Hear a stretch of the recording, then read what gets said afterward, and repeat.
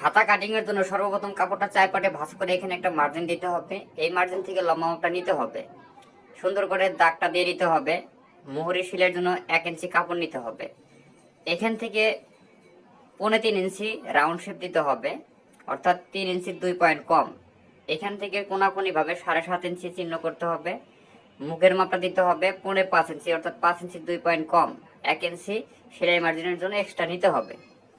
সুন্দরভাবে এখানে শেপ কাট দিয়ে রাউন্ড শেপটা দিয়ে নিতে হবে। এখান থেকে এইভাবে সুন্দর করে বগলের রাউন্ডটা সুন্দর করে দিয়ে নিতে হবে। দেওয়ার পরে এই দাগ অনুযায়ী সুন্দর করে কিন্তু কাটিংটা করে নিতে হবে। এইভাবে হাতা কাটিং করলে 36 থেকে 38 ইঞ্চি বডির জন্য এইভাবে আপনারা খুব সহজে হাতাটা কাটিং করে নিতে পারবেন। ভিডিওটি ভালো লাগলে লাইক, কমেন্ট, শেয়ার করবেন। ধন্যবাদ।